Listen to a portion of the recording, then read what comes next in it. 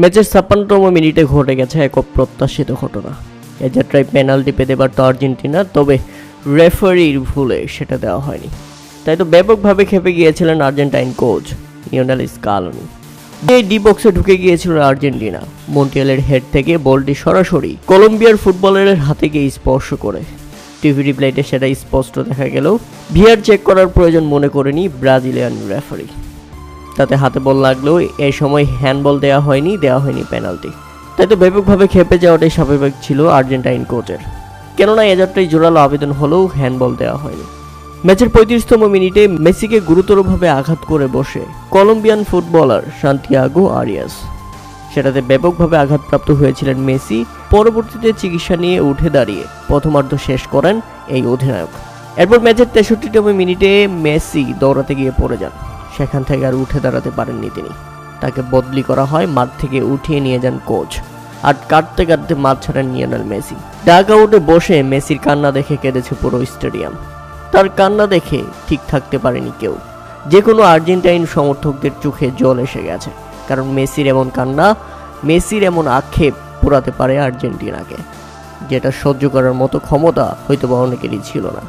মেসির পায়ের দিকে তাকালে দেখা যাচ্ছিল খুব খারাপ অবস্থা। খেলতে না পারার আক্ষেপ মেসির চোখে মুখে ছিল স্পষ্ট।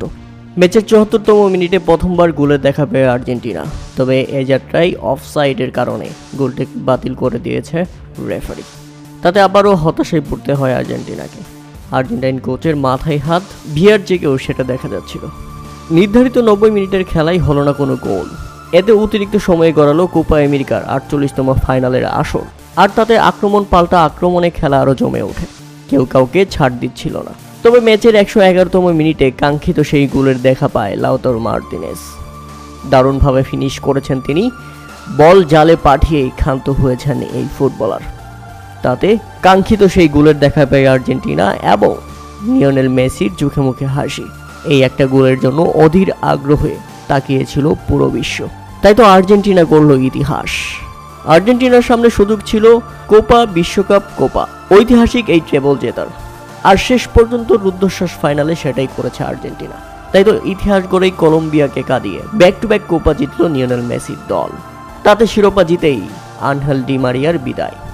কলম্বিয়ান ভক্তদের তোপের মুখে শুরুতেই আধা ঘন্টা পিছিয়ে দেওয়া হয়েছিল আর্জেন্টিনা ও কলম্বিয়ার হাই ভোল্টেজ এই ফাইনাল ম্যাচ। পরবর্তীতে আরও 15 মিনিট পেছানো হয়। এরপর পরিস্থিতি সামাল দিতে না পারলে আরও 30 মিনিট পিছিয়ে সর্বশেষ নির্ধারিত 75 মিনিট পর মাঠে খেলা করায় শিরোপা নির্ধারণী ম্যাচটি। বাংলাদেশ সময় 6টায় শুরু হওয়ার কথা ছিল ম্যাচটি, কিন্তু 3 ধাপে 1 ঘন্টা 15 মিনিট পিছিয়ে শেষ পর্যন্ত বাংলাদেশ সময় 7টা 15 মিনিটে ম্যাচটি মাঠে গড়ায়।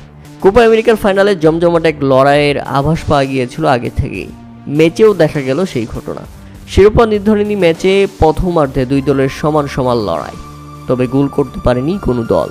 মিয়ামির হার্ড রক স্টেডিয়ামে ম্যাচের শুরু থেকে আর্জেন্টিনাকে চাপে রাখে হামেজ রদ্রিগেজের কলম্বিয়া। বল দখল থেকে শুরু করে আক্রমণ সব দিক থেকেই এগিয়ে ছিল রদ্রিগেজের দল। ম্যাচের প্রথম মিনিটেই সুযোগ পেয়েছিল আর্জেন্টিনা। মন্টিয়েলের ক্রস থেকে পাঁচওয়ালে তা লক্ষ্যে রাখতে পারেনি আলভারেজ। ম্যাচের 6ষ্ঠ মিনিটে প্রথম আক্রমণে যায় কলম্বিয়া। লুইস ডিয়াজের গড়ানো শট ঠেকিয়ে দলকে রক্ষা করেন গোলরক্ষক এমিলিয়ানো মার্টিনেজ। পরের মিনিটেই রদ্রিগেজের বাড়ানো বলে কর্ডোটা শট করলে তা বারের ঠিক পাশ দিয়ে চলে যায়, যার ফলে এবারও হতাশ হতে হয় কলম্বিয়াকে। ম্যাচের 13তম মিনিটে আবারও আক্রমণে যায় কলম্বিয়া। এবার রদ্রিগেজের বাড়ানো শটে কুয়েস্টা হেড করলে তা সহজে তালুবন্দি করে নেন মার্টিনেজ। ম্যাচের 33তম মিনিটে দারুণ এক শট করেন লারমা, তবে মার্টিনেজের হাতে বল লেগে সেটা মাঠের বাইরে চলে যায়। বাকি সময়েও তেমন সুযোগ তৈরি করতে পারেনি কোনো দল, যে কারণে গোলশূন্যভাবে বিরতিতে যেতে হয় দু দলকেই।